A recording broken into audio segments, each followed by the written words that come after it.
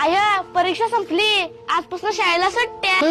म्हणजे आता महिनाभर उन्हात बोंबलत हिंडायला मोकळा आहे का नाही? पाड बिड पाठ करायचं महिनाभर चांगलं 30 पर्यंत आता. हे आय गप बस जरा, आज सुट्ट्या लागल्या ती. 2-4 दिवसांनी मी मामाच्या गावाला जाणार आहे बघ. जायच तर जावा. आता काय पोटाला आणि मी खातोस का मामाकडे जाऊन खाणार आहेस? चला. ए अक्षय दादा, काय रे? अरे तुझी जुनी पुस्तकं असतील तर दे की मला. हा देतो, पण निम्म्या किमतीनं. आणि गाईड पण आहे माझ्याकडे.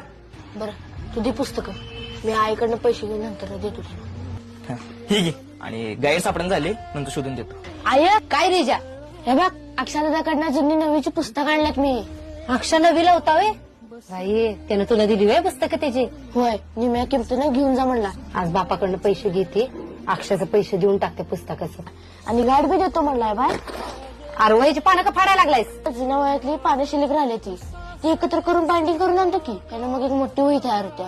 म्हणजे पुढच्या वर्षी 1-2 वेळा कमी आणलं तरी चालतंय, आणि तेवढाच खर्च वाचतो ग. हिजा, कमी वयात लय समज आहे बघ तुला. आपल्या परिस्थितीची चांगली जाण आहे. असंच लक्ष देऊन अभ्यास कर बर का. आणि विसरू नकोस हे दिवस कधी. त्यामुळे आयुष्यात कवा वाया जाणार नाहीस बघ तू, असाच जर वागत राहिलास तर. काय मुला? आय तू नको काळजी करूस. तू आणि पप्पा कसले दिवस काढलेत हे मला माहित आहे ग. त्यामुळे मी वाया जायचा इशेच येत नाही.